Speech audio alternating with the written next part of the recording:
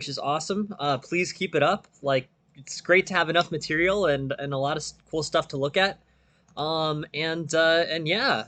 So we're full for the morning, but please send more games. And I think there's a slot open for tonight, and there's plenty of slots open for tomorrow. So if anyone wants to look at anything or any of their games reviewed, please send them in, and we'll take a look at them in the chat. Hey, welcome, Aphelion. Thank you very much for joining the stream. Um, yeah, we are. I was thinking maybe, this weekend I was gonna probably try to do like a special stream where we have like maybe one or two like slots dedicated to like the master games, or the candidates games.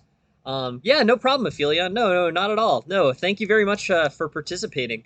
I still owe you those two games from the tournament. I haven't forgotten about that. I will send those over. I just haven't had a great opportunity. Super busy here.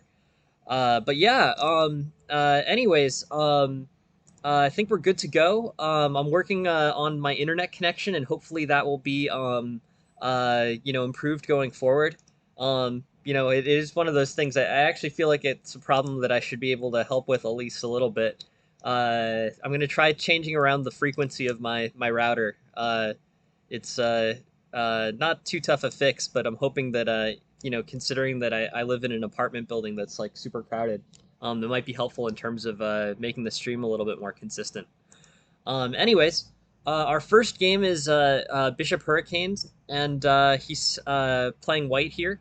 Looks like a pretty interesting game. It looks like it basically went Black's way pretty much till the end. But let's get into it. I haven't. I unfortunately I've been very busy, so I haven't had a chance to look these games over before the stream. But I think I can jump right into them and get the analysis started. So yeah, it looks like an interesting game. Played out of yeah. Let's see. So this game is played out of Sicilian. Sicilian with Bishop C4 is pretty interesting. I used to play Sicilian with Bishop C4 when I was an class player, but I'm pretty sure that diagonal is just not good for the bishop. Um, but anyways, it seemed to play out well enough for White here. He ends up getting the win. So yeah, so let's take it from the beginning. Um, so this puts us into an interesting situation. This basically this is Sicilian with two knight c6, very playable line. Second most popular now that I'm just looking at the opening book. But Bishop c4 is an unusual line for White. I think it's not completely unplayable. But it generally tends to be better out of the Grand Prix attack with Knight C3 and F4. But Yeah, I mean, basically, the issue with Bishop C4 is one that I think demonstrates some important things that are part of the Sicilian, which is the main point of the Sicilian is for Black to play D5. If Black can play D5 in the Sicilian, his position's very freed up, and things tend to look pretty good for him. You can see basically, on one of the opening lines that I play against the Sicilian is G3, and on G3, Black can play D5 and basically secure a strong center. When I play G3, I'm hoping that the opponent doesn't play D5. The D5 lines are difficult to play. Basically against D5, probably the best response is E takes D5, Queen takes D5, Knight F3, and then good, awesome, yeah, no, good to hear, Govar. I'm I'm I. I'm hoping that this is the correct way to make the stream more consistent. It's interesting. Like, my apartment is in an area with a lot of radio interference. And this is I don't know if this is within the scope of this program, but one of the things you can do if you're in a place where there's a lot of radio interference on your Wi-Fi signal is you can change the frequency on which it broadcasts. So basically, an old 2.5 GHz gigahertz like modem. If you're in a place like a crowded apartment building like I am, what you can do is you can go in to the default settings for the Wi-Fi router, and it's you can go to the local IP Like you can just type it into your browser 192.168.0.1 or 192.168.0.0, and you can change the frequency on which it broadcasts to one of 11 channels. And if the channel that you're working, if you have frequent drop connections, you can change the channel on which it's working on, and change it to, it was on 11 for mine before. But if there's a lot of things broadcasting on 11, you can change it to like, you know, 1 6 and 11 are the standard channels. I'm putting it on 8, which is kind of interesting because I know I'm going to see interference on any channel, so you can change it to 8. Not for this one, Tarash. I think we can get one in for tonight. Uh, but yeah, anyways, sorry. This is outside of the scope of this program. But you can actually, if you go to 192.168.0.0 or 0.1, depending on your router, you can change the frequency on which it broadcasts. And then, so that's what I did, because I'm in an area with a ton of interference, so I changed it. Not a huge or technically complicated thing to do, but I'm hoping that it's very practical in this case because yeah, no, because I think in this case I was getting dropped connections in the middle of the stream because I was getting too much interference from like my neighbors' Wi-Fi's and stuff. Anyways, sorry to go on that tangent. I was actually I thought that was kind of an interesting thing, and it's something that you can do on your yourself. So, um, uh, uh, anyways, just throwing that out there. Um, cool. So the main line here is and Tarasha, yeah, if you send a game, we can. I think there's one slot open for tonight, and then and then a bunch of slots open for tomorrow. And Gobar, the way that I've been doing it is I've been trying to give these lessons in 15-minute slots.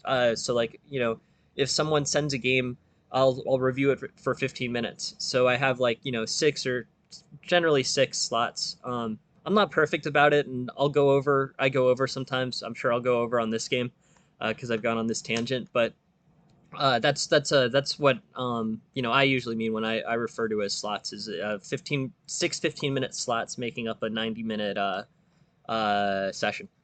Is I don't know if that's the best way to think about it or organize it, but that's what I've been doing so far.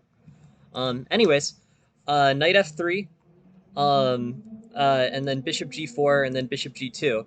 But black has excellent center control in this situation. The queen basically controls the center, and then if black can get e5 in, he'll be in pretty good shape here. Uh, Position. And thank you, for the stream. Thank you all very much for being here, and for you can basically play knight e7 to some six and an abuse of 3, but d5 will end up being a move. D5,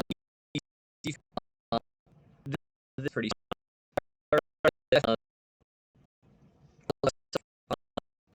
It tends to be pretty standard, but see the song for black.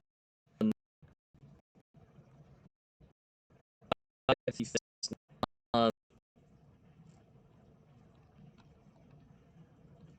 Anyways, let's play through this again. This early bishop c4 has some issues. Basically, the threat on d5 is problematic.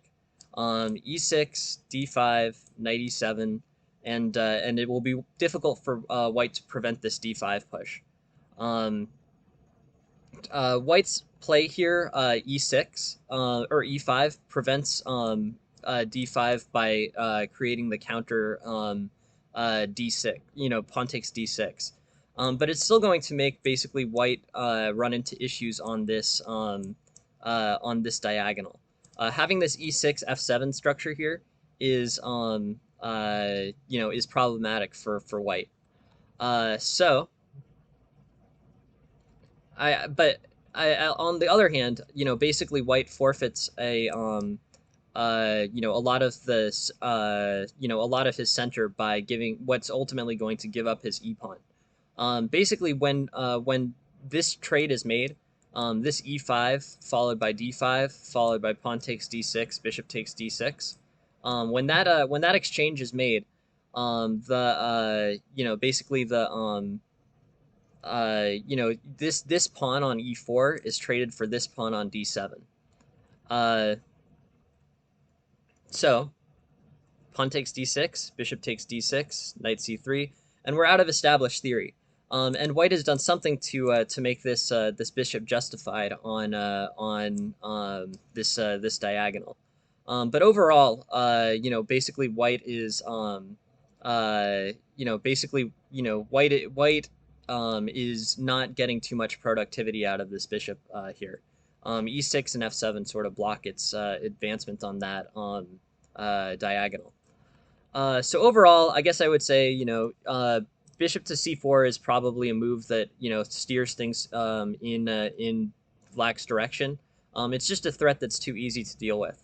With bishop to c4, white sacrifices his initiative, and the eval goes from about plus 0.6 to about plus 0.2, or even. So here, we're back to equality. E6, E5, D5, pawn takes D6, bishop takes D6, and black's better. The development of this bishop is not good, and white has not done anything to advance the rest of his development. One of the big key points of the Sicilian is that white's pawn on E4, basically compares favorably to black's pawn on D7. That's part of the reason why D5 is such a freeing move in the Sicilian.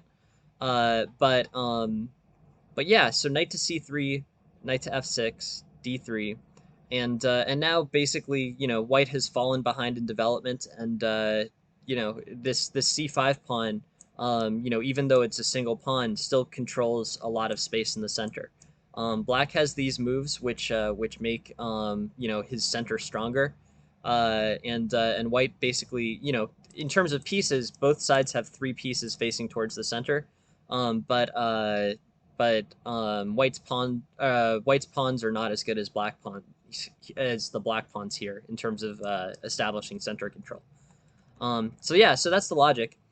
E takes d6, bishop takes d6, knight c3, knight f6, and overall, basically black's looking pretty good. This bishop provides no productivity on this diagonal, so it ends up being kind of a wasted move for black.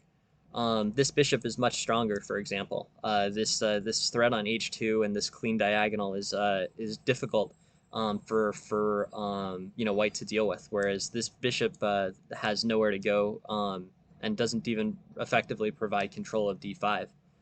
Um, Anyways, it's I guess it's something that I would say I would steer you away from Bishop Hurricane. I think Bishop C4 is an interesting move, but if you play it, in a silly black's F4, basically uh, loses some of its attacking strength.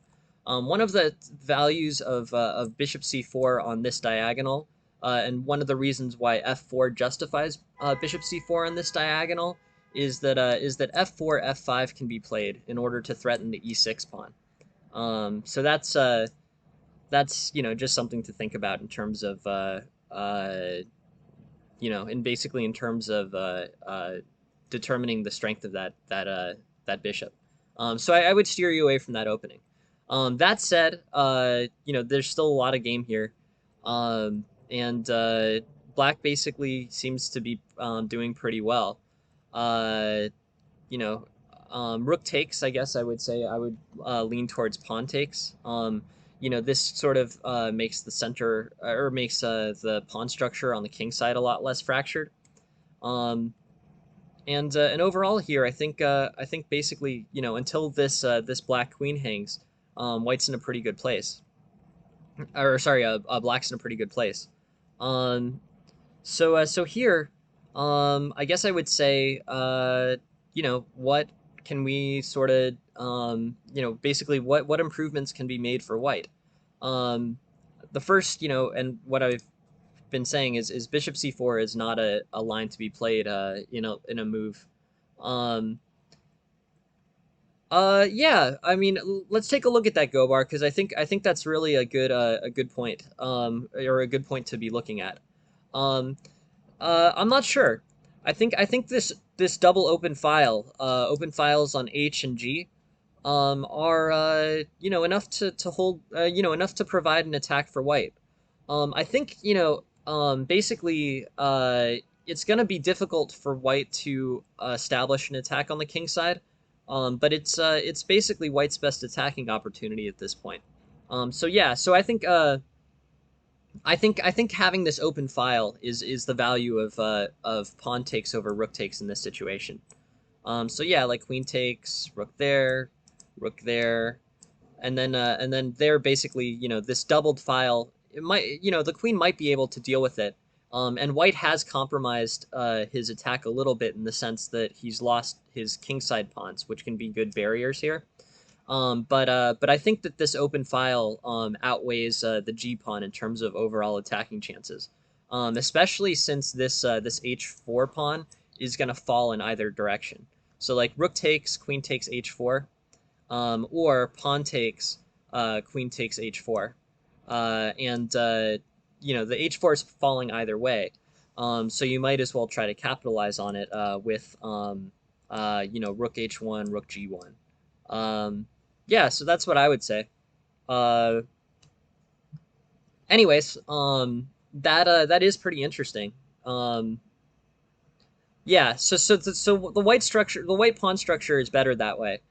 Especially since this material loss is going to happen no matter what, right? Either way, the H4 pawn is going to get fallen here.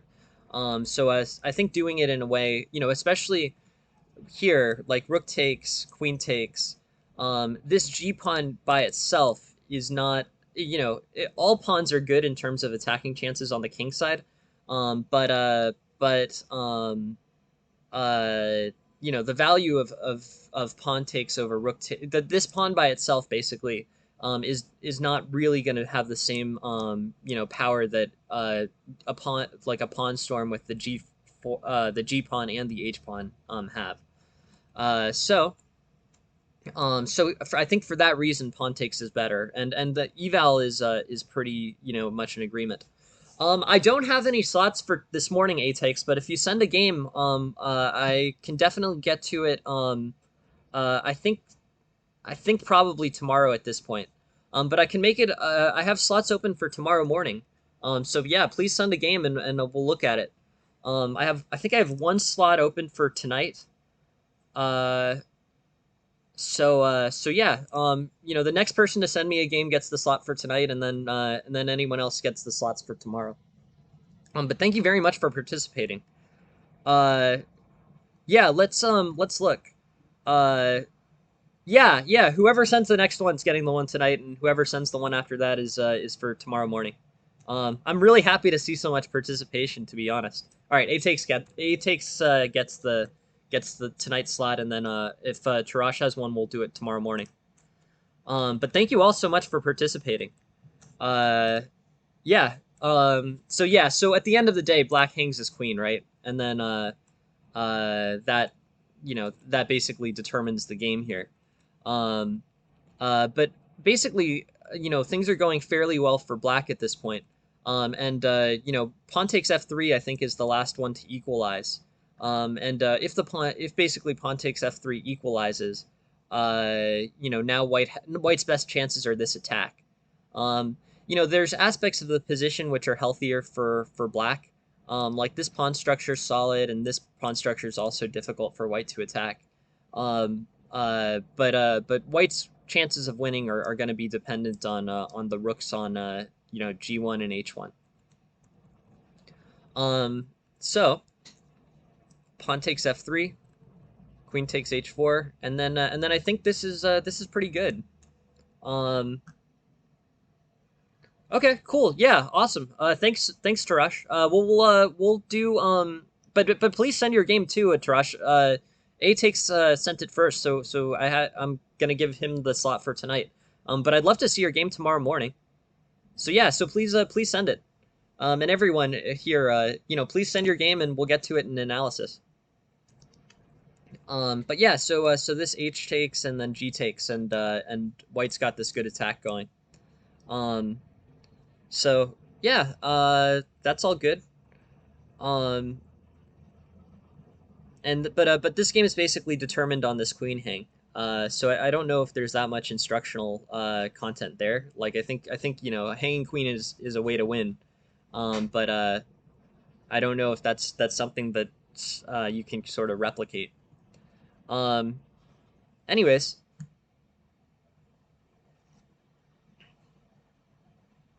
cool. Yeah, totally, Tarash. No, I would like to see it for sure. So yeah, please send it, and we'll make it part of tomorrow's stream.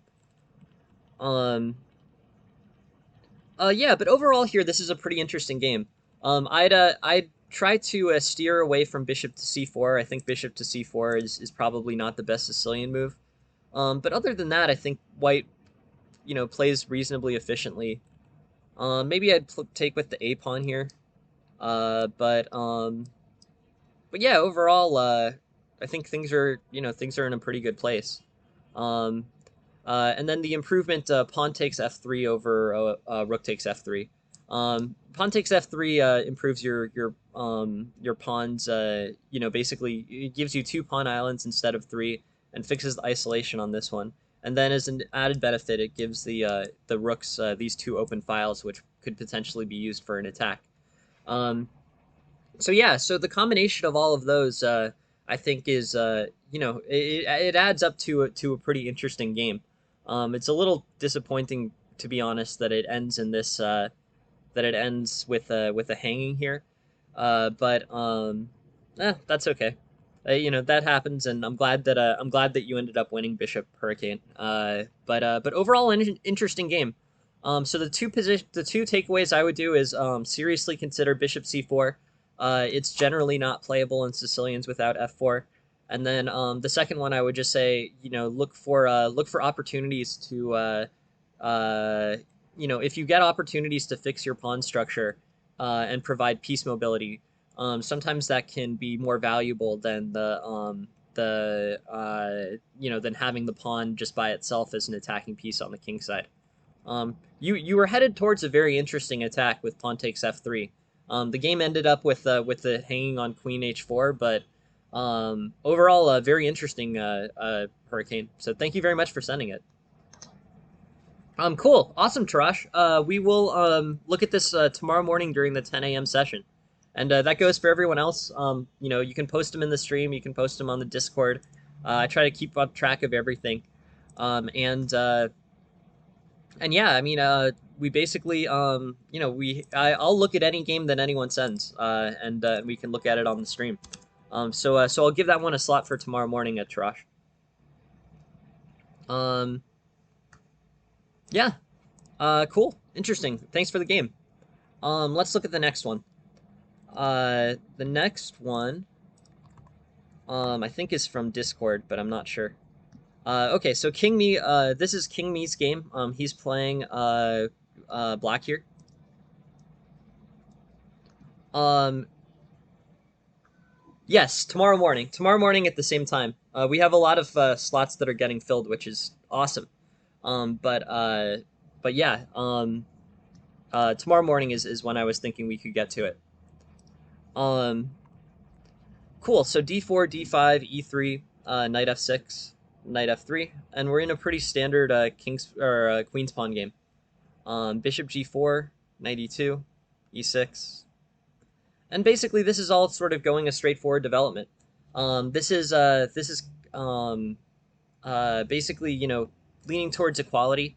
I'm not sure if this is the most challenging move order for black. Bishop g4 is an interesting idea. Uh, Knight e2. E6 is the main line. C6, c5, pawn takes c4, bishop takes c4, and here basically I sort of like Black's position. Both of his bishops are healthy here, which is a problem that Black tends to struggle with pretty frequently in Queen's Pawn games. I'm gonna guess. All right, so when I flip over to the analysis, I'm gonna guess that there's a minus zero point 0.3 here, but certainly equal or better for Black. It was minus 0.17, so a little better for black. But I really like his bishops here and his development. White also doesn't have much of an opportunity to start any aggressive attacks on the king side or on the queen side here. These two pawns block much momentum for white, and then black doesn't have basically I think the queen side's gonna end up playing to pretty much a draw, and then the king side will be where all the momentum is, where basically all the action's gonna be in this game. The play's gonna move to the center and the king side here. I would be very surprised if it didn't. Um, well, I guess a little bit more action on the queen side. I guess I was mistaken. Um, Okay. But B6. So yeah. So let's try to identify why B6 is an error. B6 is a pretty intuitive move. I think clearing off these pawns is probably something that's good for black, and especially if black can create an isolated pawn on C5, that's going to be good for him in this game. So with B6, I understand the logic behind it. Creating these isolated pawns is going to be a pretty strong idea. The counter to this is B5. Hey, thank you very much for the follow, Hyperion. Thank you very much. So yeah, so B5 here is a threat that's going to be made on C6 here. Um, so basically, there's a uh, yeah, so well, I think this too. I think the advancement of this pawn, basically, with b4 here, the knight has to go somewhere, right? I mean, the engine is suggesting bishop takes f3 first, but say knight a5, and then this pawn structure, this connected past pawns is I think what justifies is basically what justifies the eval moving towards white on b6. So it's the tempo here that's really important.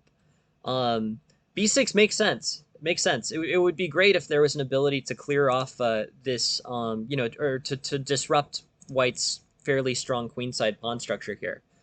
This pawn structure is good for White.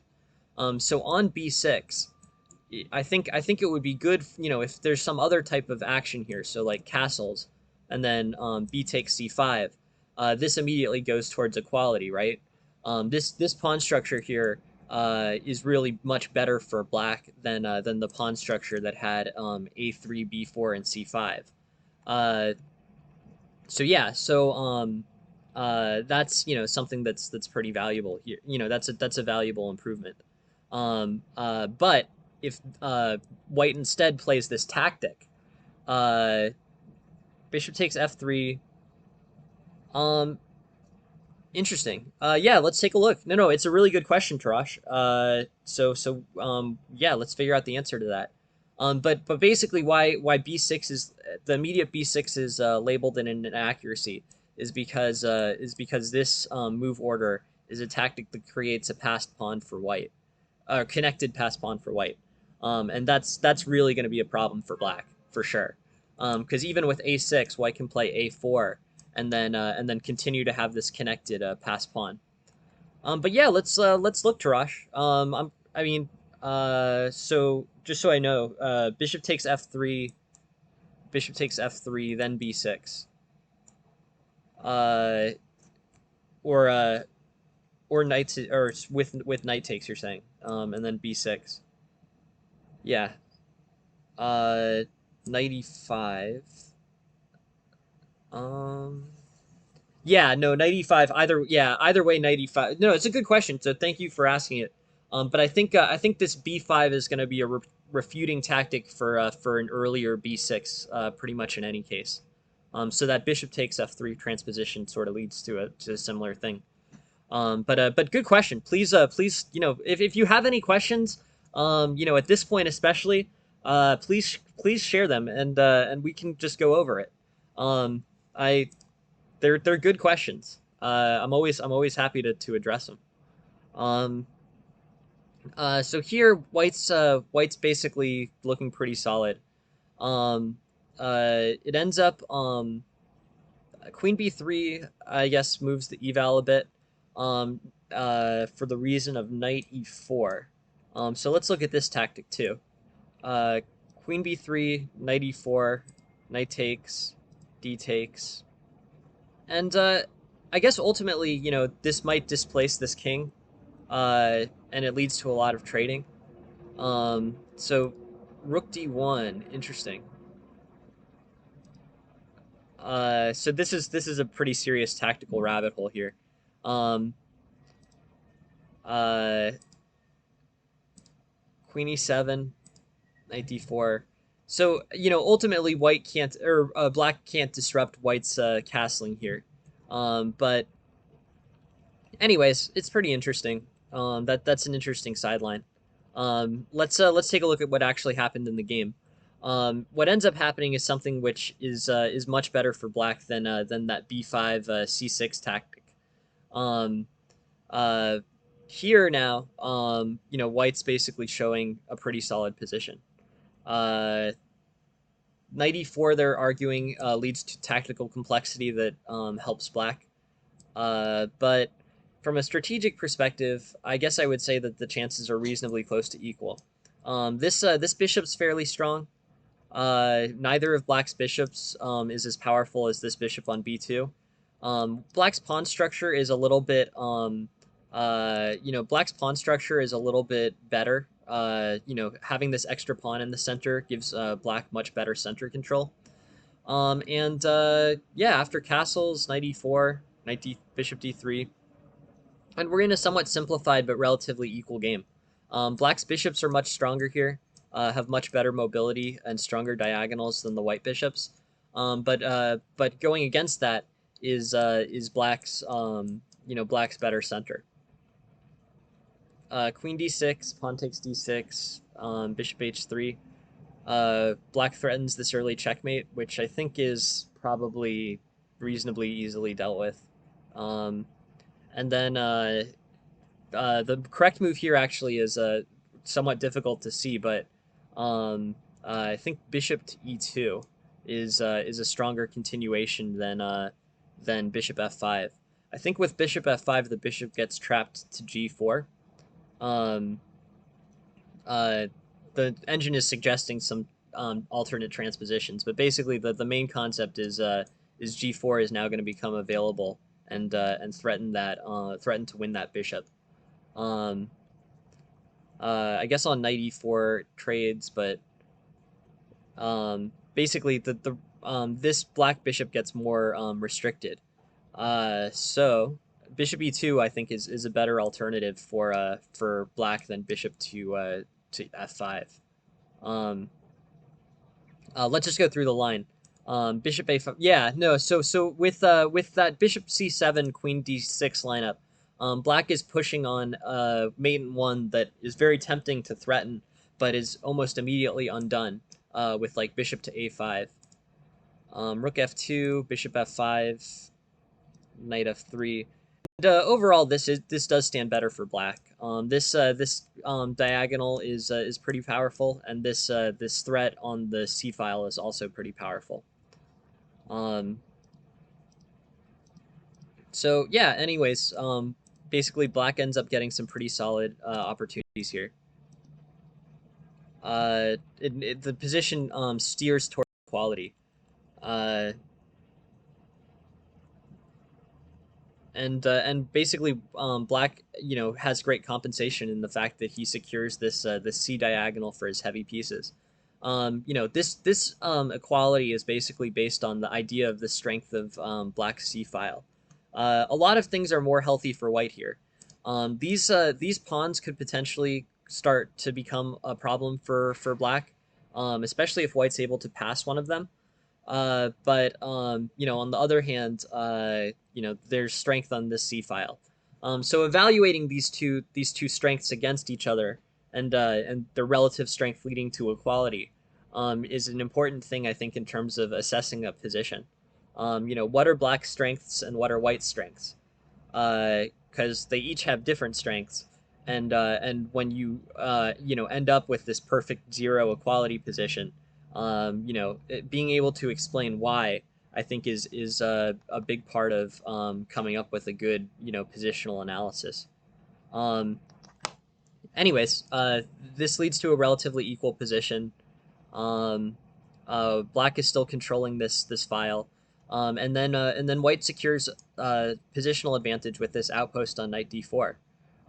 This outpost is much better. This is much better knight placement than d2. From d4, this knight has many different squares that it's controlling. It holds this b5 pawn. So if at a later point White wants to play a5, this pawn will be defended. It threatens this bishop, and overall, it's really a strength of the position that leads to a movement towards White in assessment. A5, bishop b7, rook f2, and at the end of the day, basically, White's got pretty good chances. Knight c6 is probably a little bit premature. Rook c4, queen d6 is evaluated as better. That's interesting. Basically, having this queen inside, White's position or inside Black's position is considered to be a strength here, relative to moving the queen back. So basically what happens here, Rook c4 allows White queen a3. But the difference in terms of analysis is this queen on a3 versus this queen on d6. And because of the strength of this knight on d4 and the fact that it's holding b4, makes queen to d6 a better option. Anyways, it's very interesting. So now this is simplified and better for Black because Black's pieces are better organized. Black's pawn structure is better. He's got one pawn island versus, or he's got two pawn islands versus three here, and White's attacking chances from his pawn are basically his queenside majority has gotten diminished, so it's not providing the same queening chances that it was previously. Basically Black gets some tactics using his strong open lines here. This open line, very strong. This open line for the queen, very strong. And between those two, Black basically puts together a solid attack and wins. He basically gets an extra pawn out of the force that he's exerting on the king side. Basically these pieces together require a defense from White, and then on the defense from White, the rook moves to the a file and secures the win of the a pawn. So in combination, these basically end up, this ends up succeeding. Black basically got the pawn that he needs to flip the game in his direction, and I hope ends up winning. I guess it ends up in a draw, but I think there were winning opportunities for Black after that a4 pawn got cleared up. So like here, this game is pretty firmly in a win for Black. Like right here. Like this, immediately after the win of the a pawn, Black's showing a winning advantage. So I don't know. I guess I would be tempted to play rook takes d4 here, and then trade basically two pawns for one, and then have So it's a rook and pawn endgame for sure, and those are super technical. I want to devote like a day to end games, because I think there's some good technical things that you could demonstrate. But at the end of the day, basically, this should be a win for Black. I'll have a different end game day. I don't want to spend too much time on this end game now. But that's the basic concept. Yeah. I mean, that's a different way to approach it. I think both of those will consolidate to a win. So like the wins here are, after everything trades. Sorry, I'll pull it over to the rook and pawn endgame. So I think that's a good question, Nick. I think here, rook to d5 and then a5 is a way to play it. I was also looking at, in this specific position, So this is exactly the position that I think there's analysis in. Uh, I mean, basically, right. So this is the position. So black has two courses of action here. He can either play a5 and hold it and try to get his king, moved basically over to the queen side to support a5. That's option number one, or option number two is trade trade the pawns. So with rook takes d4, rook takes a7, and then rook takes f4. And I think this should be a win for black. This I think will consolidate more easily than it looks into a win for black. It's a two pawn advantage. Black has pretty good chances of undoubling his pawns here, these two pawns. I think black can fix that structure.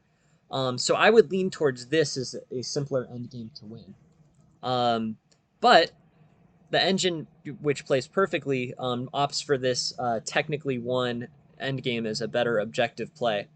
It's an interesting question. Um, yeah, so those are the two options. And I think trading off those pawns is probably the better play. But it's a really good question, Nick. And I think I don't give endgames enough focus in this channel. So maybe I'll do an endgame day or something. But very interesting. Here, I guess in terms of looking at this game, opportunities for improvement. Uh, Basically, this b6 inaccuracy allows this b5 and c6. So just as a takeaway, I guess I would think a little bit more about White's pawn play. I think you've got the right underlying idea, which is isolating the c pawn. But this b4, this b5, and then c6 push provides a really, really strong pawn structure for White. Um, so I guess I would say that's middle, pawn structure and middle game play, and pawn, basically a tactic that doesn't win any material, is something to focus on. This type of black response to queenside pawn play in Queen's game. I may be a potential target for study here.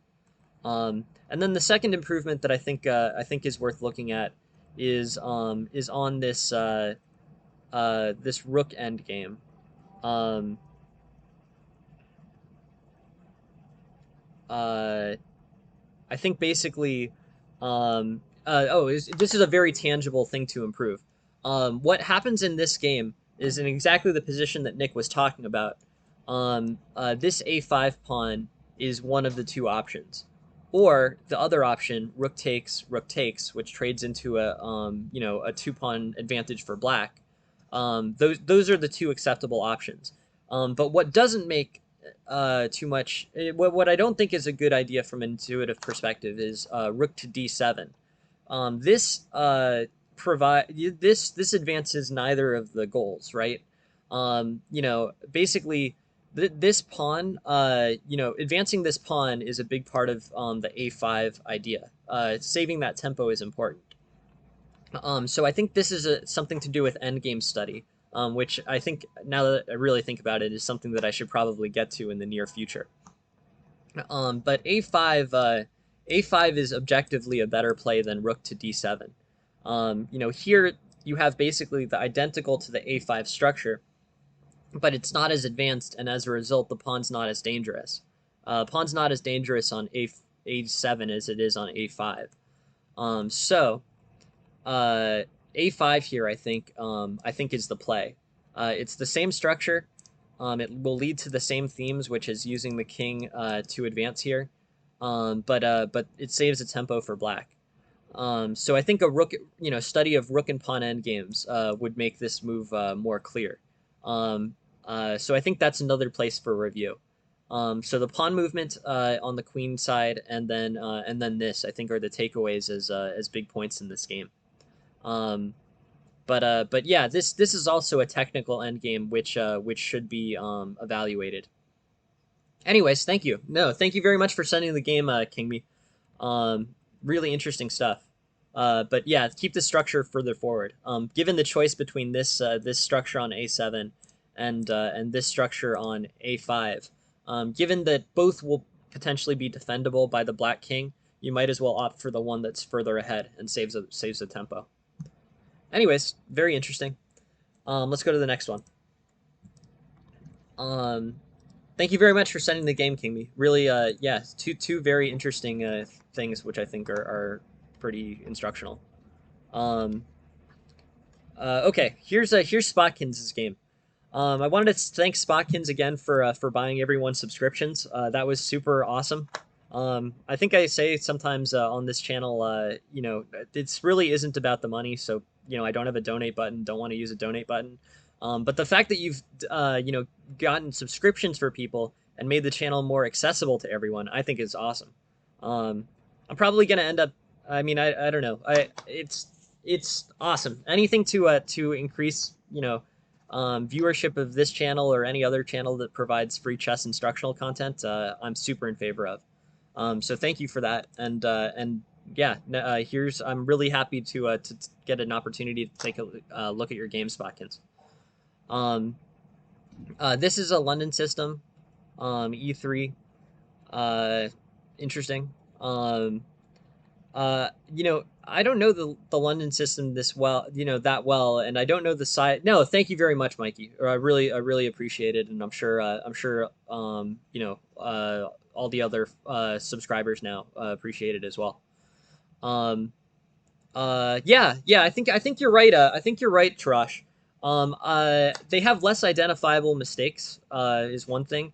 But I think, yeah, like candidate stay makes sense to me. Still a lot of things I'm fleshing out with this channel, but I'm really enjoying doing it. So yeah, so I don't know London system against b6, which is a pretty unorthodox response. London system against b6 is going to offer white spatial advantage and you know, good development along this this h2 c7 diagonal. E3, and basically these are some relatively early you know, basically early you know, white spatial advantage against the flank openings. This is a pretty common and I think good attack against the white or against the black you know, king side here. Basically this attack is going to be pretty powerful. H5 and then bishop to E5. Knight takes E5. Yeah, so this is a correctly executed attack. Basically, one of the big advantages of you know, white's position against the modern is that his development of pieces and his piece play is very healthy. You know, relative to black, who's getting pretty constricted and doesn't have the same spatial opportunities to allow good development. You know, white can direct. White has, I would say, this is pretty close to complete center control. You know, white controls the center here. It's pretty, I mean, pretty objectively true. So you know, with this complete center control, white has good outposts for his pieces and the ability to advance aggressively on the king side and start a flank attack against black. You know, white will have to make sure that he doesn't overextend, but this provides a pretty good opportunity for attack. So yeah, so I guess what I would say in general, Mikey, is you know, you've launched. This is a good opportunity to launch an attack. You have complete control of the center, good development, and I think your assessment of this position as one that's vulnerable is correct. But you know, you have to follow the basic concept of you know, playing against the modern, which is, you know, the attack needs to be sound. The modern ideas, which I am not sold on, to be completely honest, is giving your opponent a spatial and developmental advantage for free, with the idea that he'll overextend. I think that might be a playable strategy against you know, players where you think you are stronger tactically. But that general concept, giving your opponent an advantage in the hopes that they'll misuse that advantage, is not particularly convincing to me.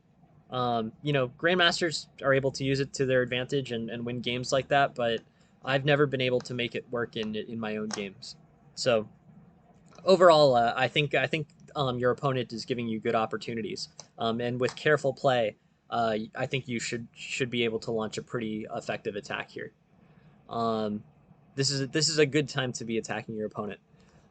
Just in terms of efficiency, you know, I don't know if bishop e5 is the best idea. The things that I would look at here are like castles queenside, rook g1, and g4.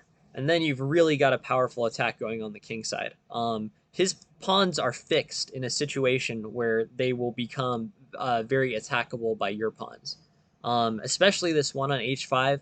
He's very, you know, basically, you know, this king side is really going to be vulnerable to an aggressive pawn storm. Um, which you know, to be completely honest, I haven't seen the game yet, so I assume it gets launched pretty soon. Knight g4 is an idea, but I think so. Knight g4 I think is not the right tactic. I think you know, giving this pawn is or giving the piece away is too much. But I think your concept here makes sense. Your concept of basically winning by opening up this king side is totally the right idea. I think yeah, this is really like a question of execution. And the execution that I would give here is castles queenside, rook g1, and then pawn storm. I think your eyes are drawn to the correct thing, but I think that this type of you know, well supported pawn storm on this king side is the most tactically effective way to go about it. Um, but the idea is right. And I think h5. I think, you know, h5 is probably my follow up here. I think that makes sense. Um, and now you've really got. I mean, you've ended up with exactly what you were hoping for. So at the end of the day, like, it's awesome and good win. Uh, uh, so yeah, but yeah, I mean, it's a good demonstration of how dangerous that open king side is. Um, so it's a great win at the end of the day. And winning with exactly the same theme that at least I would use. But uh, I guess my idea is, I think uh, you've gotten a great win with an opened king side, um, and I think, you know, these types of wins will provide great value to you going forward. But you know, as the play gets stronger and stronger, you're gonna need to do exactly the same thing, but with a little bit more efficiency and a little bit more tactical accuracy. But the concept is gonna hold true, and you'll see it at all levels of chess. You know, those king side attacks uh, are wins. You know, they provide many master wins. Um, so yeah, so it's awesome the way that this played out, and you know, you played in you know, something that was sufficiently accurate.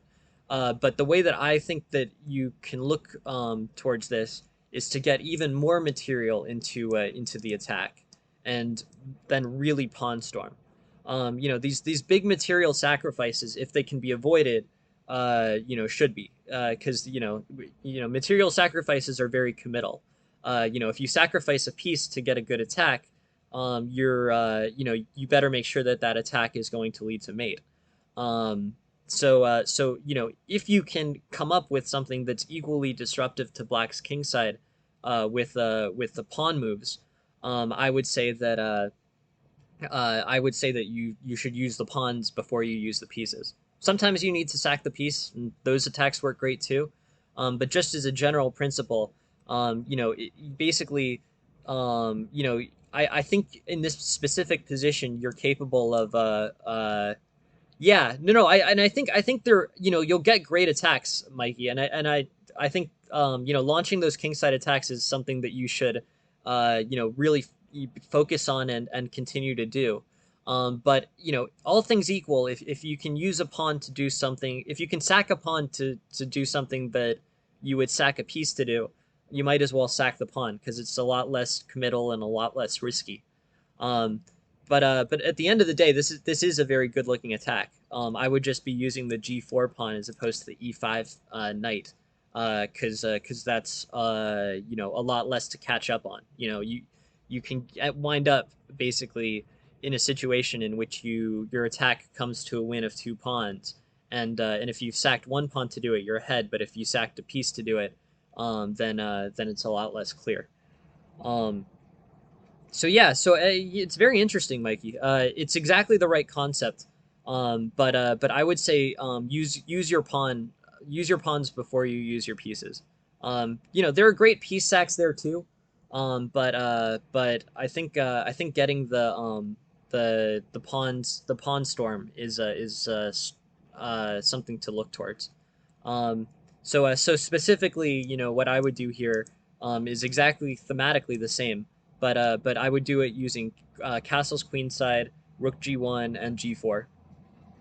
Yeah, no, thank you so much for participating and for supporting the channel and for sending the game. Yeah, I think specifically that's what I would look at. Don't stop the kingside attacks. The kingside attacks are great. They'll secure you many wins and many wins at class level. But use lean more heavily on the pawn storms as opposed to the piece play. Um, uh, no, sorry, Dennis. If you send the game, we'll get to it tomorrow morning during the AM. But yeah. Or alternatively, I'm not sure which game you're referring to, Dennis. To be completely honest, I think we might have gotten to one from you last night. But anyways, this G4, this Rook G1 G4 structure is the best. Um, yeah. So anyways, this all looks pretty good. Um, yeah, it's a good kingside win. But I'll take a look and see if I can find a good master pawn storm. Cause yeah, I think those types of attacks will be the best. But keep up the kingside attacking. They'll win you many games. It will. I promise you. And thank you very much for your help with this. Please keep sending your games and I'll look. I can look at them as early as tomorrow if you send one over. But thanks a lot, Mikey, and very interesting game. Good looking kingside attack, and the difference between a good way to improve is refining the accuracy. But the concept is completely correct. Thanks a lot. Yeah, thanks a lot, Mikey. I was gonna save our game Gobar for the end of the for the last one in the stream. Um, uh, we have three more left, and not too far behind on pacing. But we'll get to the three that I've got in the book, including our game Gobar. Um,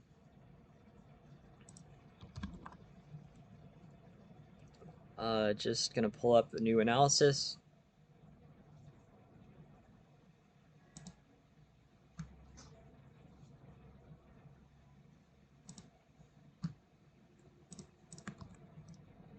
Cool. Awesome. So. Hmm. Sorry, one sec. I have a somewhat weird format on this. This next game. But I think I can get it to work.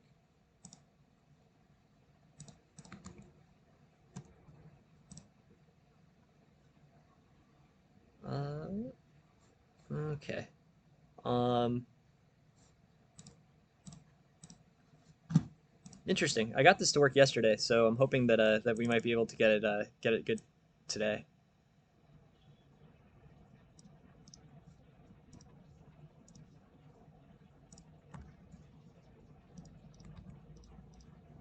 Okay, at least now we have the full notation. Just for clarity, this okay, so this I think all right. Well, in any case, we've got the game loaded. Let's take a look. I haven't seen this before, but we can get to it.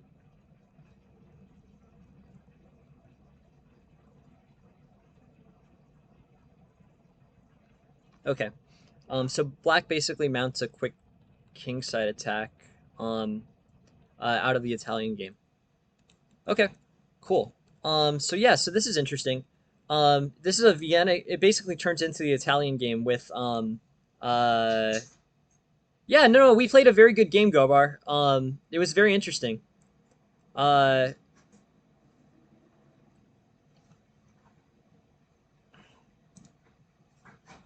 so yeah, so here, basically, white transposes into an interesting Italian game, from the Vienna game. So basically, black has an early bishop to c5 here.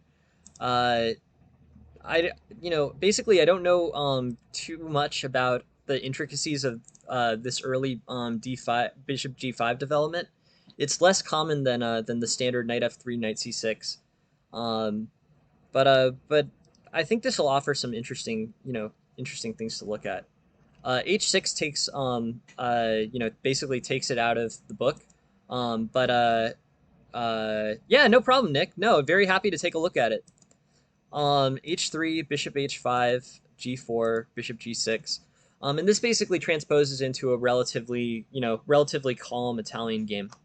Um, so yeah, so knight c3, d6, bishop c4, and overall, basically, white secures a pretty good advantage here on these two unusual moves. D3, h6, castles, knight c6, and basically, h6 is a pretty unchallenging move. I'm not sure how valuable this bishop on g5 and the pin on the queen would be. Um, but overall, I think you know uh, it helps white to establish a relatively good a good position with good development. Bishop e3, and then knight to b4, and then the engine finds a pretty much a tactical win here. After knight to b4, that's bishop takes, d takes, um, bishop takes f7. King. Okay, cool. So yeah, so this demonstrates a pretty interesting general theme. I sort of didn't see it coming because it usually comes out of the an early this opening theme basically comes out of uh d6 and then like the Philidor game with like early d6. But here, there's a very common theme. So I don't know, depending on sort of what, uh, if you've seen something like this before, this is a big tactical theme. This comes up in a lot of different situations, including this one where I wasn't really expecting it. But this bishop takes f7 sack is something that comes up a lot. Or actually, sorry, bishop takes c5 has to come up, has to be played first. But bishop takes c5, pawn takes c5, and then bishop takes f7, and then if the king takes here, knight takes e5, and this threat of the queen on this g4 bishop has been flipped pretty much entirely, right? This discovery and this pin has gone from basically a threat that black was making on white to an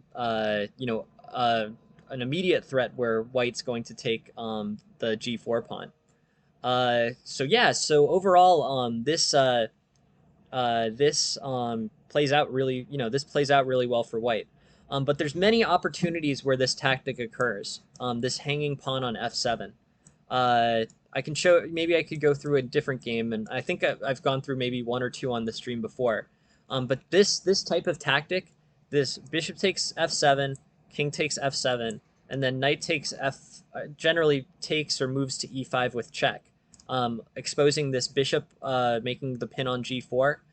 That happens in a lot of openings. So it's something that keeping your eyes open for really is worth doing.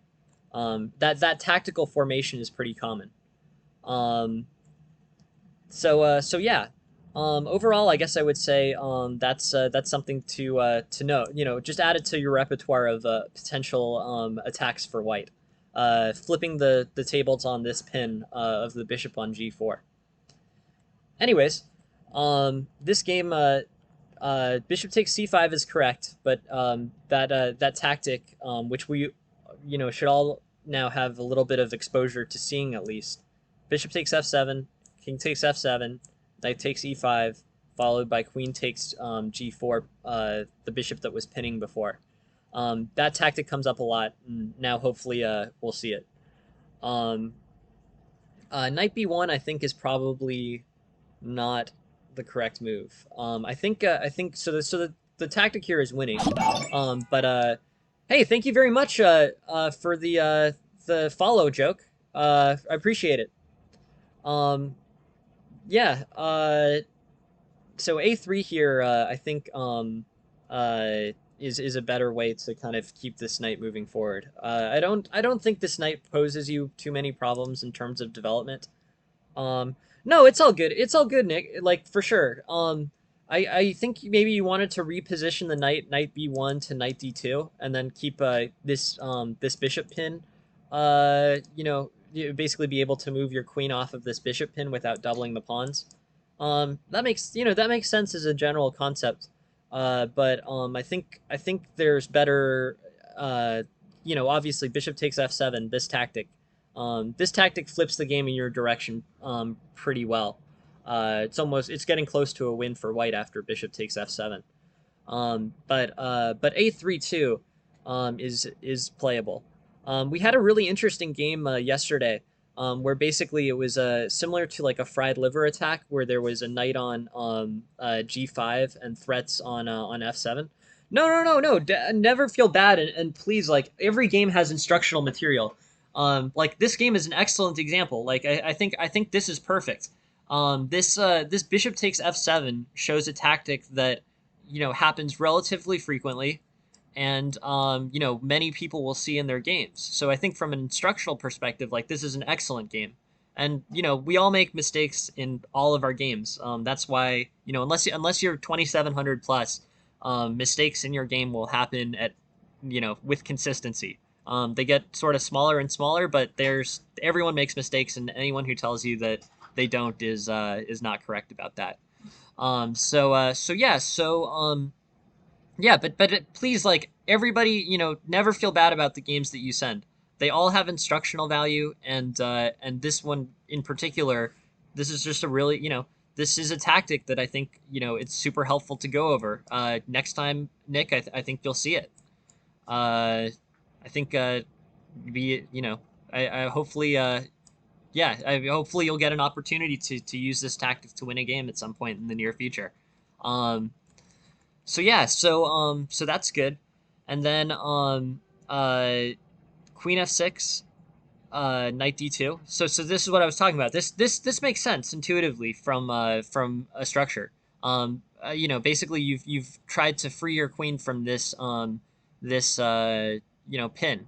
But bishop takes f7 was a more tactically winning idea for doing the same thing. So castle's queenside, a3, queen to e2, knight to d4. So knight to d4 is a pretty good move. It forces queen to d2, and I think gives black an opportunity to finally get this doubled pawn on f3. Here c3. This is sort of interesting. So I guess I'm trying to think of what the best opportunities are for white to sort of diffuse this attack by black. I guess it's probably h3 and g4. H3 and g4 come with issues as well. So h3, bishop h5, g4, bishop g6. This is dangerous for white, but it does immediately solve the problem of this pin on the bishop on g4. So I think that's worth looking at sort of as an idea. I don't know, maybe the answer is knight takes d4 here now. But basically at the expense of opening up your king side, which is a dangerous thing to do, you've dealt very effectively with the bishop pin on g4. So c3, I think the other, I think you're looking at the right idea is basically how to eliminate this pin so white's position can progress. But h3 is the more tactically accurate way to do it. Like bishop h5, or the alternative, bishop takes f3, knight takes f3. That ends the threat immediately. So I think h3 is the way to go. Um, but yeah, so bishop takes c5, and then this knight d2 ended up working out for you. But this bishop takes f7 I think is the way to go. Well, thank you, Gobar. I can't promise you near the quality of Magnus, but um, yeah, he's I watch both. Magnus offers a lot of instructional content as well. Uh, but yeah, so knight b1, queen f6, knight d2, a3, and basically I don't know whether maybe the best opportunity here is a proactive c3. It's a little risky because this d3 pawn is a little bit difficult for white to defend now. But yeah, no, I think that's exactly right. I think that's exactly right, Nick. I think you're looking at the right concept, which is how to end the pin. It's you can uh go for it. Basically uh basically this idea is correct. You want to eliminate the pin so that white can progress his position. But h3 is a more pressing way to do that. Um, but yeah, anyways, it's really very yeah, it's very good, and white basically ends up with this is a little tricky, but the threat that white was dealing with does get diffused here. Um, and then ultimately the king side does get opened up. But there's a few interesting things. So the first one is this f7 tactic is one that's good for white and happens a lot. So bishop takes f7, king takes f7, knight takes e5. This is something to keep in mind. You would be surprised by how many because bishop g4 in the Italian game is such a common threat, that pin. There are many more opportunities.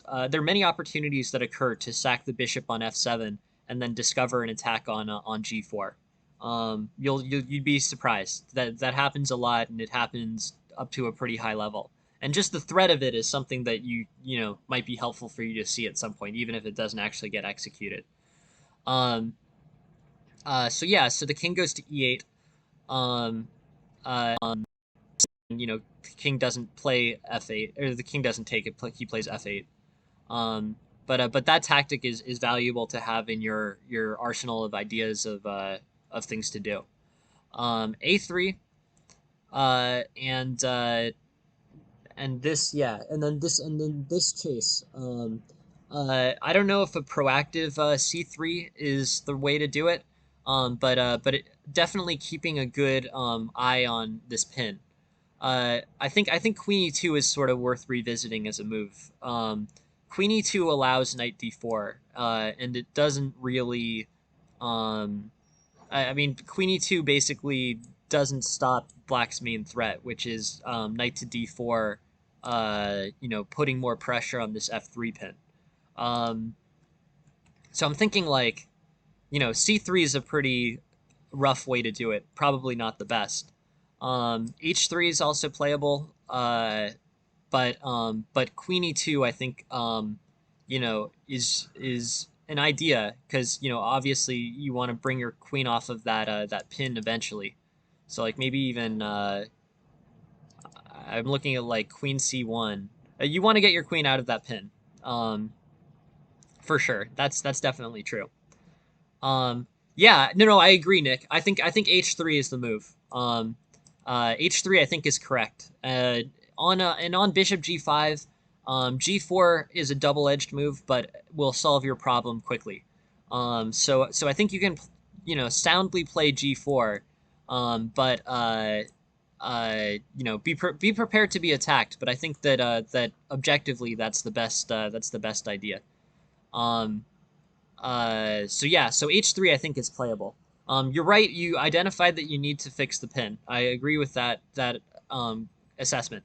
But coming up with a way to do it that doesn't lead to more danger is the problem that White's sort of posed with here. H3, and then maybe bishop H5, G4 is something to think about. Anyways, that's where I would go with that, Nick. I think that's an improvement. So Queen E2, maybe C3 here, or sorry, H3 here now. Yeah, no. Thank you very much for being here, Nick, and please keep sending material. They're super interesting games. I mean, you never know what might be instructional in a game, and I actually think the ability to jump into the ability to jump into like that bishop takes f7 tactic is super helpful. I haven't really gone over that specific one on the stream too much, so it's awesome. It's awesome. Please keep sending games, everyone. They're great, super interesting to look at, and I learn a lot from them too. But yeah, so those are the two takeaways. I think that that bishop takes f7 tactic is something to know, because it comes up. Different forms of it come up with some frequency, and then this h3 as opposed to queen e2. I think is an improvement to go with. But yeah, overall, thank you very much, Nick. No, really, I appreciate it, and thanks everyone for participating on the stream. It's great and very interesting. All right, let me pull up the next game.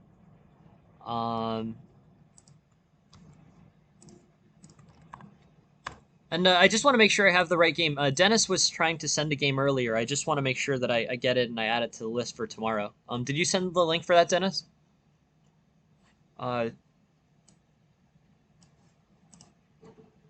Okay, here's Dennis's game. Sorry. All right, I got confused. Dennis's game, I messed up. And I'll tell him to watch if he's left already. I'll tell him to watch the stream, the replay, if he's here. I don't know if Dennis is still here, because I sort of messed up. I told him to come back tomorrow. But here's his game right here. So that's my bad. But we'll go over it and record, and it'll be recorded so he can watch later. So I guess it'll work out.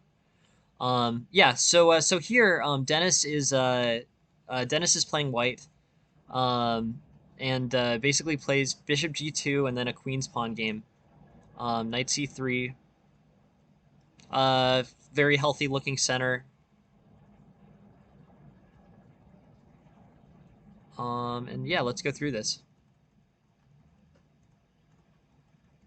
Okay, cool. And then looks like there's a big tactical error for black here. F takes e4 allows white to take the bishop. Okay. Interesting. Yeah, that's my bad, Dennis. Sorry. If you're rewatching this, sorry to give you bad information. You can rewatch it later. So let's take a look at this. Okay. Cool. Knight f3, knight f6, ready. Bishop or g6, bishop b2. Ready with b3, bishop b2 is kind of interesting. That's the fourth most popular option in the ready, and a pretty distant fourth. Most common is d4, c4 also played, but I guess the legitimate ready games are out of g3 and b3. B3, g6, and then either g3 or bishop b2 are the most common. But bishop b2 makes sense. Bishop g7, and now d4. With the most common being g3. The ready opening's defined by first the move knight f3, and then the flank pawn moves. Thanks, Jen. So d4, d6, g3, and then basically in heavily established ready theory, h6 is not a move that particularly makes sense for black. H6 here is interesting, but the main purpose behind a move like h6, right, is to keep the bishop from going to g5. You frequently do see h6 played, but it's usually played to proactively defend against a bishop to g5 move. Bishop to g5, is a threat on the f6 knight, usually a pin on the f6 knight, and h6 effectively defends against it. But the value of uh, basically the value of h6 here is a little bit less clear. It could still be useful potentially if knight g5 or bishop to g5 would be played later. But overall, h6 is not this h6 played in this position does not add quite the same amount of value as h6 in a different position, or in a position where bishop to g5 is a more likely move. Um, White, black has basically played relatively passively, and white has excellent center control by the end of move 9. D5, and then yeah. So I guess this is the position to slow down here. How does white turn this excellent center control into a strong attack? White's showing a good lead of +1. Um, Big spatial advantage, big center advantage. And black has somewhat disrupted kingside pawns already, which could become vulnerable to an attack if black castles kingside. Um, White plays d5, which the engine really likes. I'm trying to think of what d5 is an aggressive move. I get nervous about playing d5 and e5 in modern games, because they're what basically black is going for in the modern game. They still could definitely be objectively good, but that kind of pawn extension is something that can potentially be dangerous for black. Um, yeah, so or potentially be dangerous for white. What black is hoping for the overextension with d5 and e5. So when white plays that, it might still be fine, but it plays into black's plan in the Pyrrhic modern openings. So that's why I'm sort of reluctant to do it. Bishop to d7, d5, knight e4, and then knight b4 is sort of interesting. The engine here is suggesting knight to c4. Um, I understand the desire to threaten this knight. It is annoying to have a knight posted in this position. But this outpost, I think, shouldn't be maintainable. At the very least, I think white should be able to play c3 at a later point. Um, yeah. So on knight b5, bishop takes, and the knight is removed from that outpost. But I'm not sure that was the most efficient way to do that.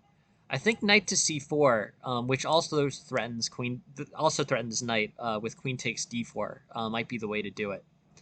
Um, I don't know. Engine's also evaluating knight to a4 and then c3, which makes a lot of sense to me too. Uh, but okay, so this trades off, and that's fine. King f8, a4, a6, and overall, white has healthier development. This king is somewhat disrupted in its plans on f8. Um, I'm a little surprised by the difference in eval between bishop to e2 and bishop to f1 here. Like, it's not super easy for me to tell what's so much better about bishop to e2, and although actually now I see it. It's not. It doesn't have to do with placement of the bishop. Uh, so basically, what I'm saying is the engine eval between bishop f1 and bishop e2 here is 8/10 of a pawn. So something worth paying attention to, like for sure. Um, but bishop e2 is the best. So here, bishop e2 is the best not because of the placement of the bishop, but because bishop e2 allows you to continue to castle. So the natural castling move is still playable here, which is important. So yeah, so bishop f1, and now maybe white is moving towards a queenside castling, but kingside castling was fine, and bishop f1 restricts that mobility. Here, rook a3, queen b7, king f2. This looks pretty good. It's middle play. Hey Dennis, hey, sorry. this is very embarrassing, Dennis. But I gave you bad information. We're looking at your game right now. So that's my fault. And you can rewatch on the recording. Thank you for coming back. Sorry for my error there. I didn't. I need to label my games a little better. I think that's something that I definitely need to improve on. But anyways, this is your game, Dennis, and I want to make sure that you see the analysis. Knight to c3, bishop to f5, knight to d2. Um, yes, our game. I would say we probably have about 8 minutes till our game go bar, more or less. And as well, it's always watchable on the recording as well. If you miss any of it, that's completely fine, too. And I'm gonna try to figure out how to have even more recordings on there so that they're all permanent. And they don't go away in 14 days. Um, so yeah, so Dennis, you played an interesting game here. I think your chances here are great. I think this is a very strong way to play the ready against the modern. White's pawn structure is really good. Um, these pawns, basically are excellent for the position. Piece play is good, and overall, I think White's pretty significantly better here. So the question is, from here, where you have the initiative and center control and better piece play, how do you convert the win? It's a tough question. It's basically the question of this game. So D5 is interesting. I talked at some length about basically D5 I think is objectively the best here. The engine agrees. The only thing to consider about moves like D5 and E5 is just some keep in mind that that's part of Black's plan in the Perker Modern. In the Perker Modern, Black gives White a big spatial advantage and a developmental advantage, with the idea that White will overextend with moves like E5 and D5. That doesn't mean that every time E5 or D5 is played, it's an overextension, but that's one reason why I'm cautious about playing D5 and E5 in against the Pirker Modern because it plays into Black's plan. It can still objectively be the best move, and in this situation, it is. But it's just something conceptually to think about when playing those moves against the Modern. Um, I think maybe basically there's a few different moves to try to knock this knight off this d4 outpost. Knight c4 is the one suggested by the engine. I think that's probably healthiest. But knight to b5 also works, and it's what's played here. This is great. This was a great outcome for White. Having the White king on f8 provides big advantages here. A4, A6, and then here's really the only issue that I think that I had gotten to so far, or the only improvement that I think I can see, which is I think that especially with the king on f8, castling becomes a much more valuable move for White. I think White castling and getting, or at least getting the rook to f1, is going to be something that will offer White good attacking opportunities on the king on f8.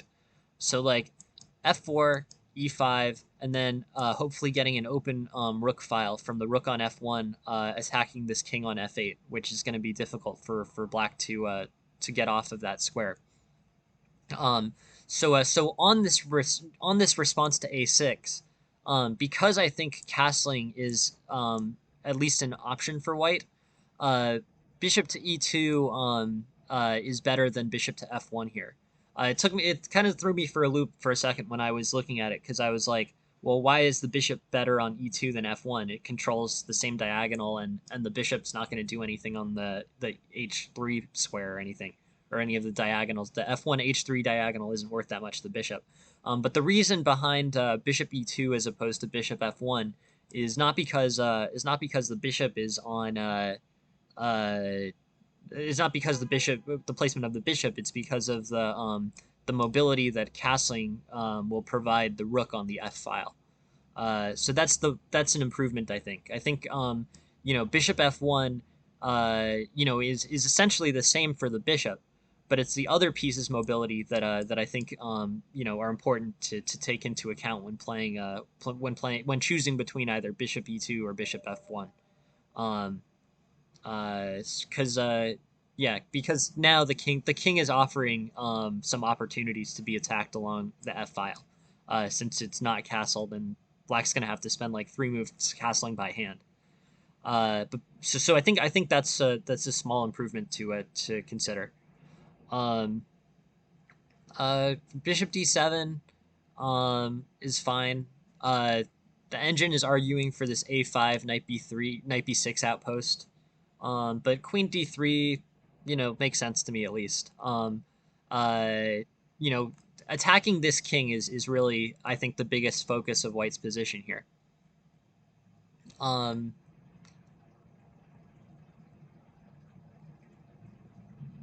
yeah. I think all this is basically fine. But there is a bigger strategic picture, here that I think is important.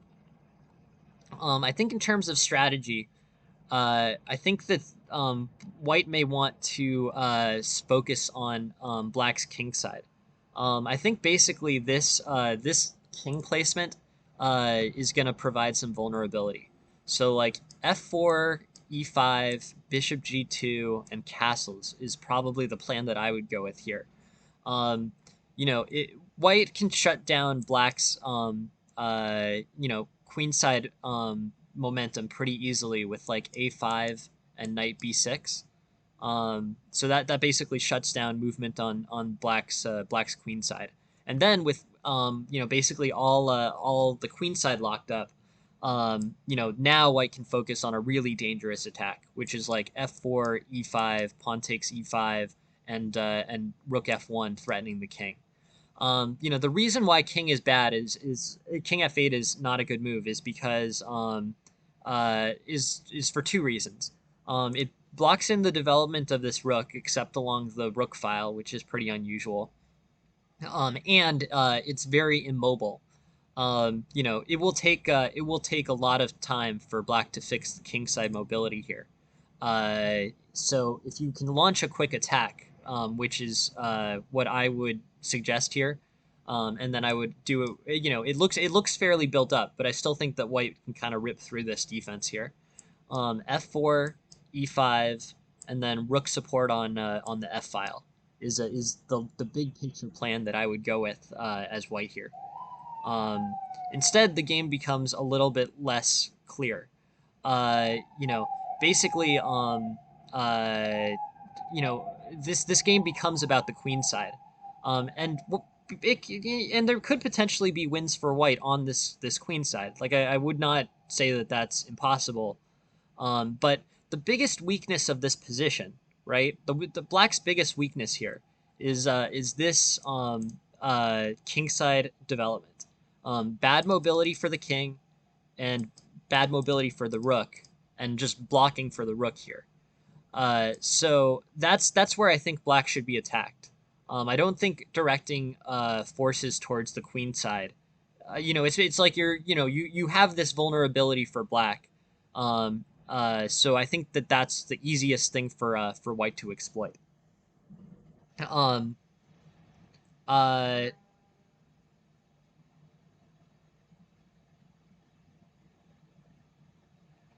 I think yeah, no, I think I think that there are plans that will involve, so I wouldn't dismiss a plan on the queen side like completely out of hand.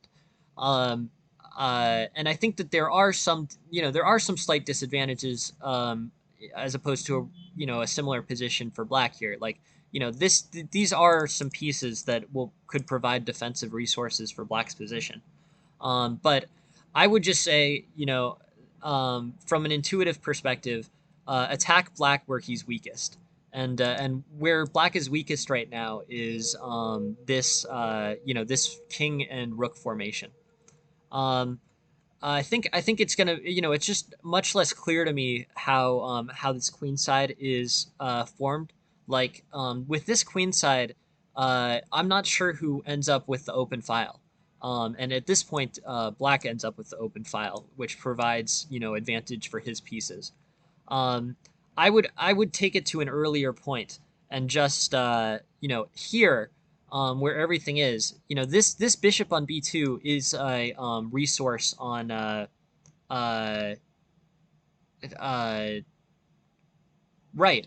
But what's interesting about the engine here is, and I think the engine provides some guidance to the plan.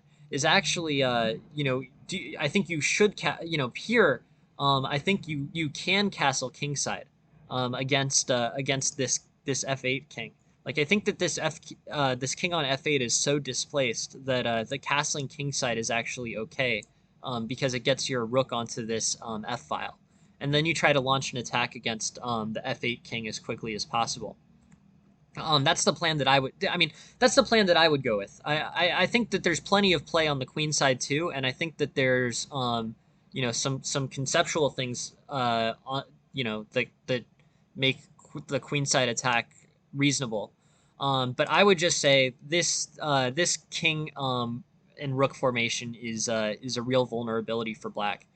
So my route of moving this forward is uh, would here it would be a5 before b5 is played. Like I would just basically stop this attack as soon to when it starts as possible. A5 and knight b6. And then that's like pretty much that queen side is like completely shut down. Play never got to get started here, and now you can focus all of your resources as quickly as possible at attacking the king side. That would be the plan that I would assemble here. Um, that's not what happened on the game. Yeah, block the queen side attack and start the king side attack. Just exactly. And because the king side is so vulnerable here with king f8 and rook h8, that there's some serious developmental problems that I think a quick attack might be able to exploit. So yeah, so a5 and knight b6 is what I would think. This is just this is a lot more ambiguous. I don't know who's winning on the queen side here. There's plans, but and I think ultimately white wins, but that's a difficult one to determine. Um, Potentially. Yeah. So maybe. Let's go back to. I think the key part of analysis here is uh, basically this opportunity to block the queen side. Um, Yeah, I mean, the answer is yes. If you really know that the queen side is blocked and really effectively blocked, then you can castle queen side. But there's a lot of complexity there. It's the king safety is not the highest priority in this game. I think launching a quick attack is where I would be thinking about, and exploiting this king and rook weakness. So I think either if the queen side is effectively blocked, either the queen side or king side are both acceptable options. Uh, so yeah, so I think you would have to really make sure that your king safety is good if you castle queen side. No, no, no. Please keep asking questions. Like I'm, very happy to answer them and give my best answer. I'd be interested in seeing kind of other masters' take on this kind of thing because I'm sure that there's some stylistic component to it. But I would just say underdevelopment and poor mobility on the king side offer white an opportunity here that one might be able to exploit. So that's where I would target things. Um, Anyways, with this different plan there, um, uh, I think basically white executes pretty well, and then uh, ultimately white's king safety gets a little risky, but white is able to trap the dark squared bishop or take the dark squared bishop and then ultimately win. So it's interesting. But I think the big takeaway is a big picture thing in this game. I would evaluate attacking the king on f8 and the rook on h8 as a plan. Um, I think the opening here was great. But there's two conceptual things to think about. Um, look at e5 and d5 before you play them. This was a case in which they were a totally reasonable thing to play, the best thing to play. But always keep that in mind when you're playing against the modern. And then the second is with this king and rook disrupted, would you want to would you is that maybe somewhere where you would consider starting a big picture middle game strategy? Um, yeah, so those are two things that I would think about in this game. But overall, very interesting game, and you played the queenside attack, won it, executed it well, and that was a win for you. So um, yeah, good win. I mean, very good execution, and a good execution of a plan that um, uh, was one that worked. So yeah, interesting. All right, let's take a look at. Thank you very much for sending the game, Dennis. Please keep sending them; they're awesome. Thank you very much for watching the stream and for contributing. Let's take a look at a Gobar's game. This is a game that I played against Gobar, and yeah, I Gobar said, I challenge you to a game, and I said we can play this. I'm happy to play a game, and then maybe we can take a look at it on the stream. So here it is. It does go against my principle, which I think is a good principle. I said I'm only going to show the games that I lose on this stream because there's too many masters who only show their wins, so I'm going to only show my losses. But we did agree that we would show this before the thing. Hey, thank you very much for the follow, Tim. I appreciate it.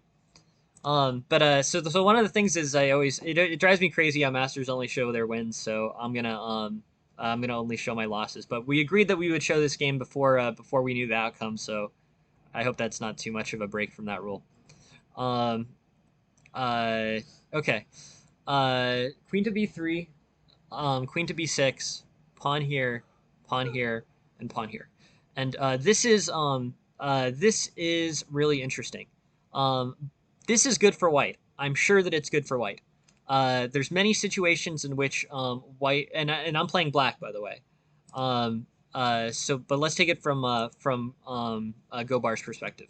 Um, I haven't tried Dennis. Maybe I should try playing those bots, but I haven't. I don't. I usually just play people, and I use their tactics trainer. That's what I get the most out of. But I think white's good here. I think c5 against this queen b3 queen b6 structure comes up in a lot of queen pawn strategies, and ultimately results in some problems for white. Or sorry, problems for black with this open rook file. This open rook file gives white a lot of possibilities. Um, so yeah, so c5, queen takes b3, pawn takes b3, and at the end of the day, yeah, so the London system is another opportunity for white to basically really exploit this issue. Um, but overall, I think it's pretty good. I think white's in a pretty good place here. Uh, I think knight a like an early knight a5 can be or knight a4 can be played. Um, but at the end of the day, I think this looks pretty good. Um, yeah, so knight e5 here. Yeah, I guess I would say, I think the reason why knight e5 is not evaluated as a good move, the first thing I would think about is potentially knight to h4 and then trading off this bishop for this pawn or this knight here. Um, yeah. So I would say knight h4 and then basically strength on this bishop here. But what ends up happening with knight e5 is this knight gets traded for that knight, and I'm not sure exactly which one is necessarily stronger. Hey, thanks, Willem. Thanks for the game. We'll look at it tomorrow morning. Tomorrow morning stream, I have a few more slots open, so I will look at that one second slot tomorrow morning. But thank you for sending it and thanks for participating. So yeah, so knight e5, knight takes e5, bishop takes e5, castles. And here, white still shows basically an initiative. Um, uh, but um, but yeah, I think overall, this is kind of I think it's a good position for white. I mean, this pawn structure is much stronger than black's pawn structure. Uh, so yeah, so basically this pawn structure gives white a lot more center control. And even though black has basically the square that black controls the most effectively is e4. But the extended center I would definitely give the advantage to white here. This rook has much better mobility. I don't know exactly how the most efficient way to exploit that is, but I like White's position here. Also, this bishop is much better. I guess the most differentiated piece here is this bishop on e5 as opposed to this bishop on e7. The bishop has a much better outpost. Um, so bishop h2, f6, h4, and then I think basically king takes, pawn takes, and yeah, I still think white's in a better place here. Um, Here's where I start to think that things are definitely getting complicated. Basically before, if you take it from this position, white has a very strong advantage with his pawns on basically strong advantage on here. So um, I don't know. I guess overall, I would say white basically holds a lot of strength on the uh, queen side here. But here it becomes a little bit less clear. Now black's basically freeing. Yeah. So there may be a good tactical reason for b5 here for by takes. So what's the best? b5 I think is the best. Because b5 basically leaves these pawns alone, and then keeps the situation pretty strong.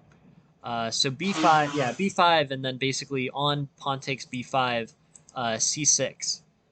Really is complicated. Provides a lot of strength for this knight probably goes to f8. But b5, pawn takes b5, c6.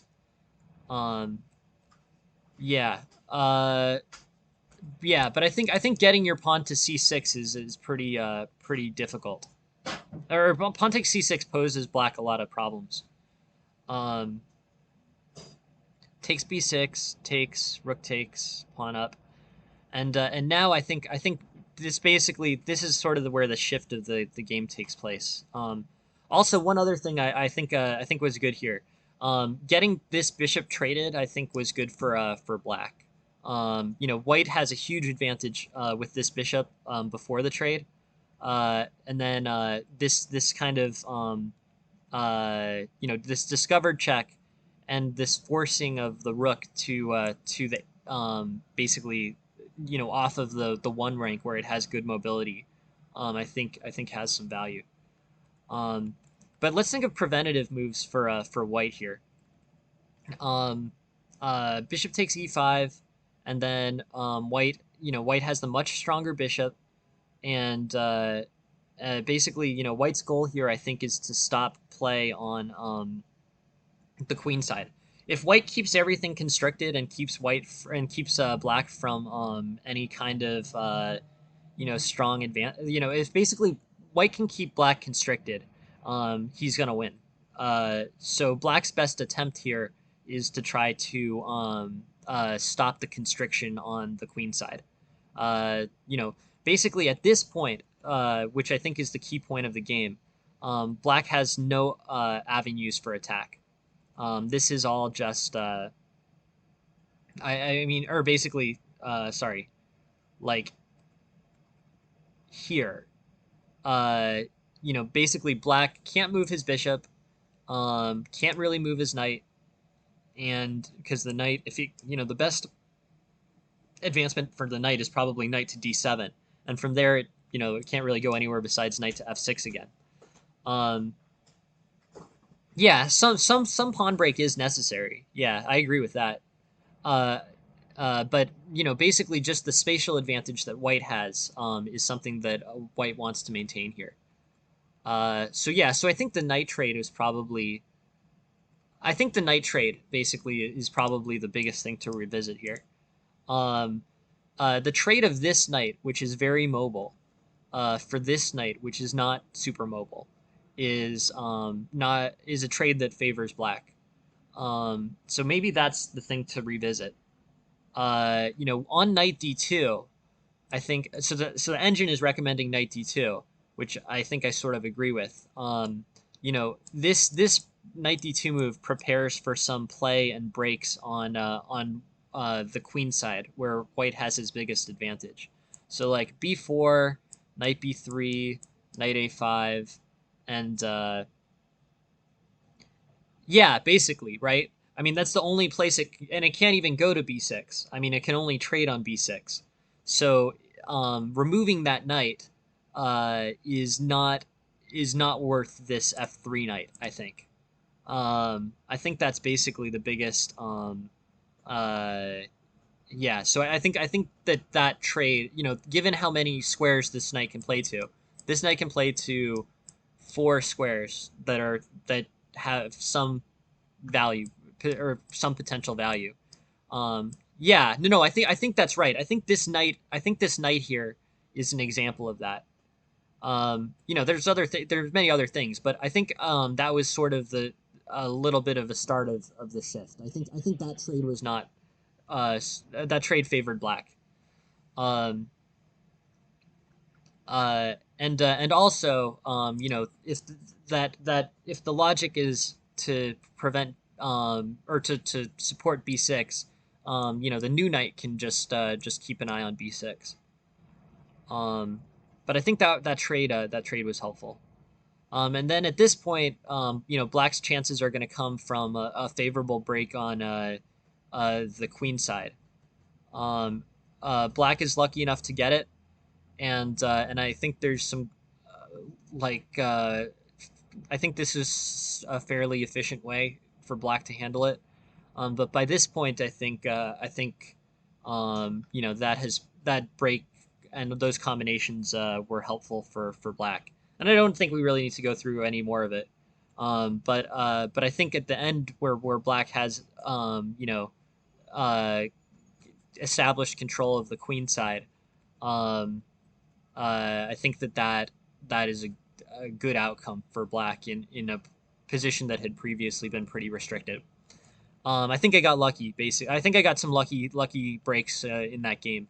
Um, but I think this knight e5 is probably the move that's worth the most examination. Um, this good knight trades for this bad knight, and that moves the needle in black's direction. Um, and then this was no. I mean, no, I don't think so. I think I don't. You're winning. Probably in terms of time, more than half of this game. But that's the idea that I think. I think you got a great opening here. I think black was really very restricted, and I think this is a pretty solid for white. No, I mean, they're all it's all just learning. I think we played a great game, Gobar. I'm gonna try to stick to my routine of only showing losses because but thank you very much for the game, Gobar, and I think it's a good and instructional thing to end on. But this night trade is the big piece. Thank you all very much for watching the stream, and thank you all very much for participating and sending your games. I think we're gonna end on that for now, and we yeah, next stream the next stream is 6:05 p.m. Eastern, and looking forward to a rematch with Gobar anytime. And but yeah, thank you very much for all this, and yeah, no, thank you all for being here. Next session at 6:05 p.m. Eastern. All right, have a good one, guys. Thanks a lot.